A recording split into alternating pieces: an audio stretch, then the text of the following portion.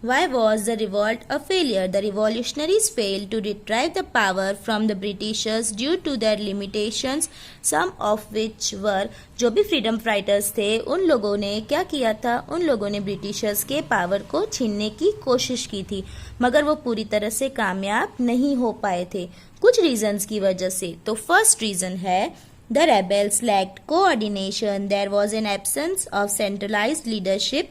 There was no provision of reinforcement of man, money and ammunition. इन लोगों में unity की कमी थी एंड कोई लीडर नहीं था, जिसकी वजह से प्रॉपर प्लानिंग नहीं हो पाई एंड प्रॉपर प्लानिंग नहीं होने की वजह से जो ब्रिटिशर्स थे वो पूरी तरह से हार गए थे एंड उनके पास मनी एम्यूनेशन की भी कमी थी।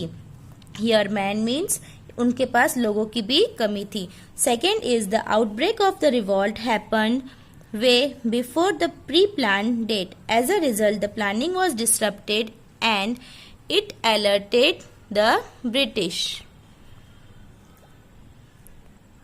तो यहाँ पे रिवॉल्ट से पहले ही प्लानिंग तो बनाई थी, बट उससे पहले ही बहुत सारे लोग ब्रिटिशर्स के खिलाफ हो चुके थे, जिसकी वजह से ब्रिटिशर को उनके बारे में पता चल गया एंड उसकी वजह से प्लानिंग फेल हो चुकी थी। फॉर एग्जाम्पल मंगल पांडे जैसे ही join the revolt, but before the date of revolt he went against Britishers. So the Britishers came to know about the revolt and they forcibly asked about the planning of the revolt, but Mangal Pandey did not inform him, but the planning was failed. Next is the revolt remained concentrated largely in North India. Many social reformers refrained directly or indirectly from joining the revolt. This proves that the intellectual class did not support the revolt. बहुत सारे लोग जो है वो north India के वो join हुए तो थे, मगर सब जगह पे रिवॉल्ट हो रहा था। फ्रीडम फाइट मूवमेंट्स जो हो रहे थे उसमें सोशल रिफॉर्मर्स भी थे, तो जो भी फ्रीडम फाइटर्स थे वो अपनी अपनी मर्जी से काम कर रहे थे, तो इससे कोऑर्डिनेशन में प्रॉब्लम हो रही थी और हम ये कह सकते हैं कि लोगों ने दिमाग से काम नहीं किया था, जिसकी वजह से रिवॉल्ट है वो फेल हो गया। Fourth point is India is a country known for its regional diversity in languages, food habits, dressing, etc. Before the British rule, the people were ruled by regional dynasties.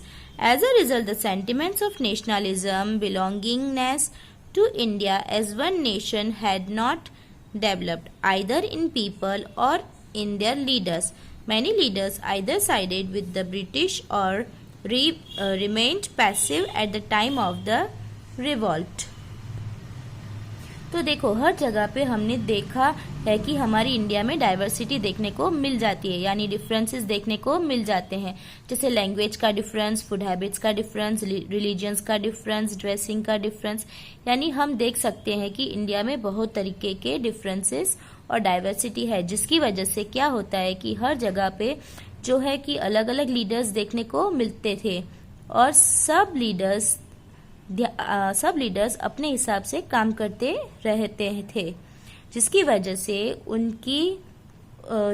से वहाँ पे leadership की बहुत ही ज़्यादा नुकसान हो रहा था और बहुत सारे लीडर्स आपस में ही लड़ रहे थे, जिसका फायदा ब्रिटिशर्स ने उठाया। Next is the Sikhs and the Gurkhas fought by the side of the British, which proved to be a major disadvantage of the rebels.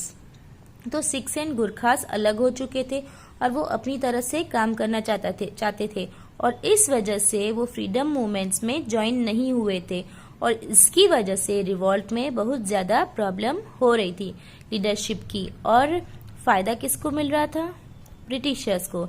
And यहाँ पे जितने भी फ्रीडम फाइटर्स थे उनका लॉस हो रहा था।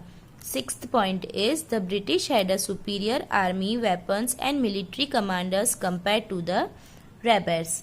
एंड फ्रीडम फाइटर के पास तो अच्छी मिलिट्री नहीं थी, वेपन्स नहीं थे, ना ही उनके पास सुपीरियर आर्मी थी, कोई भी कमांडर्स थे ये सारी चीज़ें फ्रीडम फाइटर्स के पास नहीं थी। लेकिन ब्रिटिशर्स के पास तो एडवांस टेक्नोलॉजी थे, वेपन्स थे, आर्मी थी, मिलिट्री कमांडर्स भी थे, जिसकी वजह से वो फ़ायदा उठा गए एंड ये फ्रीडम मूवमेंट पूरी तरह से फेल हो गया। Last is all the leaders were fighting for regaining their power or territories lost to the British. They were not fighting for the freedom of their nation.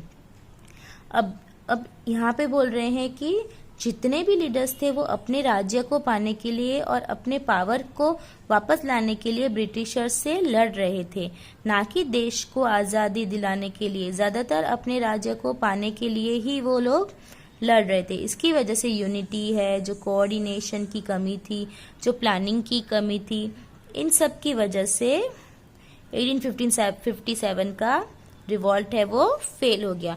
अब इसी के साथ here our chapter number 9 of SST ends.